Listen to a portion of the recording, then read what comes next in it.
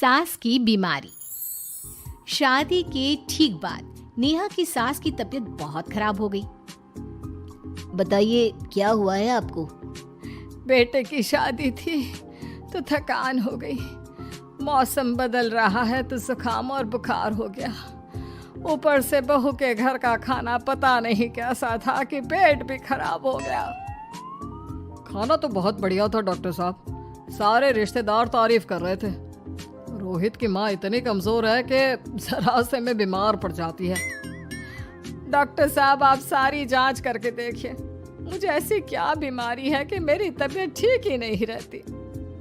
फिलहाल तो ज्यादा कुछ नहीं है, पहले आपके जुकाम बुखार और पेट का इलाज कर लेते हैं, फिर बाकी के टेस्ट करवा लेंगे।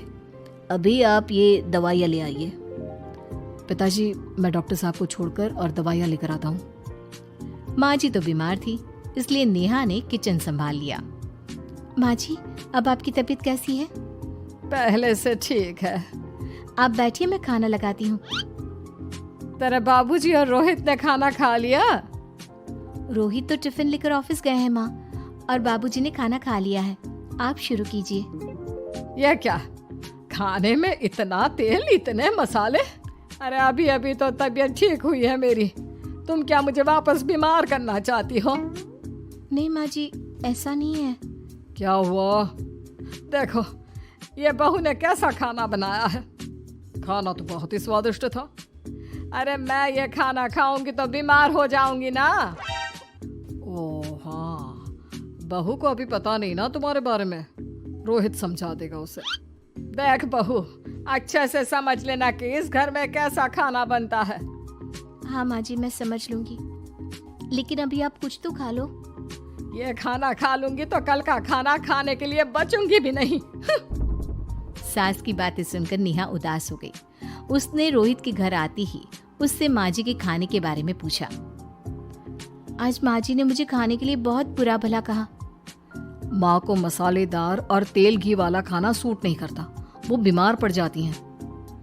ऐसी क्या बीमारी है माँ जी को? पता नहीं, आज तक कई डॉक्टरों को दिखाया, कितने टेस्ट करवाए, लेकिन कोई बीमारी पकड़ में ही नहीं आई। नेहा को कुछ समझ में तो नहीं आया, लेकिन उसने अपनी सास के हिसाब का खाना बनाना सीख लिया। माँ जी आज तो खाना ठीक है ना? खाना तो ठीक है, लेकिन ये मुआ रेडियो क्यों चल रहा है इतनी तेज आवाज में?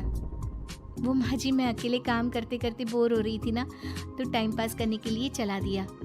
तेरा इस टाइम पास के चक्कर में मेरा सर दर्द से फटने लगा है। तेज आवाज से मुझे माइग्रेन हो जाता है। सॉरी माँ जी, मुझे पता नहीं था। तुम्हें जब तक सब पता चलेगा तब तक मैं तो भगवान के पास ही पहुंच जाऊंगी। नहीं नहीं, ऐसा मत कहिए ना माँ जी। अब मैं कहीं भूख से ही ना मर जाऊं। खाना मेरे कमरे में रख दो। बेचारी नेहा, उस दिन उसे बहुत दुख हुआ। नेहा तुम रो क्यों रही हो? आज माँ जी ने मुझे बहुत बुरा भला कहा, मैं तो सिर्फ रेडियो सुन रही थी। ओहो, तुम माँ की बातों का बुरा मत मानो, उन्हें तेज आवाज से सर दर्द होने लगता है, दर्द की वजह से बोल दिया होगा कुछ। लेकिन मुझे तो ये सब पता ही नहीं था ना, इसलिए बाबूजी ने मुझे पहले ही फोन करके सब कुछ बता दिया, और मैं तुम्हारे लिए ये हेडफोन लाया हूँ। अब तुम अपने गाने भी सुन सकती हो और माँ को परेशानी भी नहीं होगी। ये सिर्फ एक बात का हाल है, लेकिन माँ को तो हर चीज से परेशानी है। अब क्या कर सकते हैं, माँ बीमार ही इतनी रहती है। लेकिन माँ को ऐसी कौन सी बीमारी है? तुम्हें बताया तो था, किसी भी डॉक्टर को माँ की बीमारी समझ में नहीं आ रही। अब तुम भी ये सब सोचना छोड़ दो, ये हेडफोन लो और अपने पसंद के गाने सुनो। रोहित के गिफ्ट से नेहा की एक परेशानी तो दूर हो गई, लेकिन उसके मन में कई सवाल खड़े हो गए। आज मैं देर से उठा हूँ या तुम जल्दी उठ गई? वो माँ जी को कल रात भर सर दर्द हुआ ना, तो जल्दी उठकर उनकी जगह मैंने पूजा कर दी। अरे वाह, हे भगवान, ये किसकी करामत है? ये तो माँ जी की आवाज है। चलो चल के देखते हैं। क्या हुआ माँ? यह घर में गुलाब कौन लाया? मुझे नहीं पता, मैं तो अभी उठा हूँ। माँ जी आप कल रात भर सो नहीं पाई, तो मैंने जल्दी उठकर पूजा पाठ किया। घर में फूल नहीं थे ना, तो मैं बाजार से गुलाब के फूल ले आई। नेहा, माँ को गुलाब के फूल की एलर्जी है। अब मुझे ये कैसे पता होगा? अच्छा, तुझे कुछ पता नहीं तो तू वही काम क्यों करती है जिससे मेरी तबीयत खराब हो जाए? रोहित के बाबूजी, ये बहू मेरी जान लेना चाहती है। माँ जी, मुझे ऐसा करके क्या मिलेगा? वो तो तुझे ही पता, लेकिन कुछ तो है। रोहित की माँ, बस करो, बेचारी बहू को कुछ पता ही नहीं है, बस इसलिए उससे गलती हो जाती है। जाओ तुम कमरे में। बहू, तुम रोहित की माँ का बुरा मत मानो, वो अपनी बीमारियों से इतनी परेशान है कि उल्टा सीधा बोल देती है। नहीं नहीं बाबूजी, मुझे बुरा नहीं लग रहा, मुझे चिंता हो रही है माँ जी की बीमारी की। ये बताइए कि माँ जी को ऐसी प्रॉब्लम्स कब से होने लगी? शादी के 6-7 महीने बाद से। बाबूजी, तब घर का माहौल कैसा था? अरे बड़ा पूरा परिवार था। मेरे बाबूजी, माँ, काका, काकी, मेरे दोनों बड़े भाई, दोनों भाभियाँ, दोनों के 2-2 बच्चे हैं, एक छोटा भाई और एक बहन, सब साथ रहते थे। इतना बड़ा परिवार? हाँ, मैं जब 10 साल का हुआ ना, तब पापा का ट्रांसफर यहाँ हुआ। उसके पहले तक तो हमारी जॉइंट फैमिली ही थी। और माँ जी किस चीज से बीमार पड़ जाती हैं? जब तेज गर्मी हो, ठंड हो या ज्यादा बरसात हो जाए। जब माँ ज्यादा थक जाए, जैसे दिवाली पर घर की सफाई या कोई फंक्शन हो, या ज्यादा मेहमानों के आने से घर का काम बढ़ जाए। तेज म्यूजिक, तेज लाइट या ऐसे कोई तेज स्मेल आ जाए। तो माँ जी की ये बीमारी ठीक हो सकती है। कैसे? सब पता चल जाएगा। आप कल माँ जी की टेस्ट रिपोर्ट लेने जाने वाले हो ना? हाँ। तो सुनिए क्या करना है। अगले दिन रोहित माँ जी की रिपोर्ट्स लेकर आता है। माँ, बाबूजी, नेहा। अरे क्या हो गया रोहित? माँ जी की रिपोर्ट आ गई है। कुछ सीरियस है क्या? जिसका डर था वही हुआ। अरे गोल गोल बातें मत कर, सीधी तरफ बता बेटा, क्या हुआ है मुझे?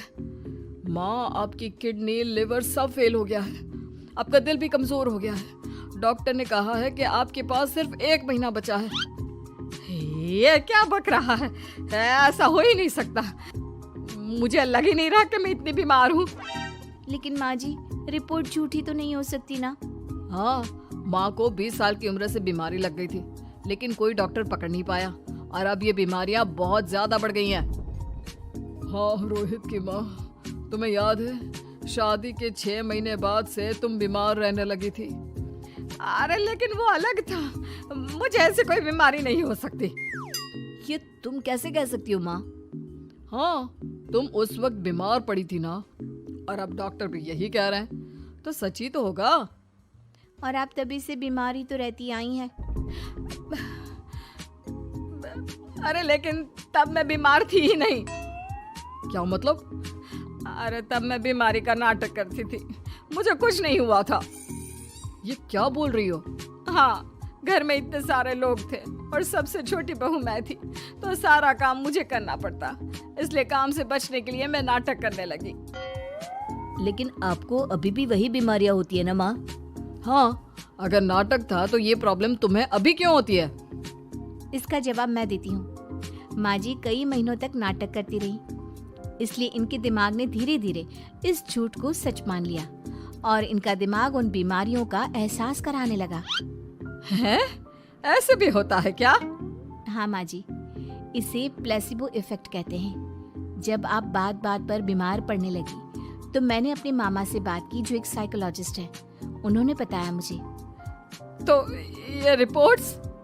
मैंने झूठी रिपोर्ट बनवाई थी नेहा के कहने पर, ताकि आप सच बताएं। यानी मुझे कुछ नहीं हुआ? नहीं माँ जी, और आपकी इस प्रॉब्लम का भी सोल्यूशन है। हम किसी अच्छे साइकोलॉजिस्ट को दिखाएंगे और आप जल्द ही ठीक हो जाएंगी। वाह बहू, मैंने तुझे इतना भला बुरा कहा और तूने मेरी जिंदगी भर की तकलीफें दूर कर दी। थैंक यू और सॉरी बहू। अरे मुझे भी तो सॉरी कहो, पूरी जिंदगी तुम्हारी सेवा की है, वो भी झूठ मूठ की बीमारी के लिए। हाँ हाँ, आप भी माफ कर दो मुझे, बस सॉरी। तो इस तरह नेहा ने अपनी सास की बीमारी पकड़ भी ली और ठीक भी कर दी।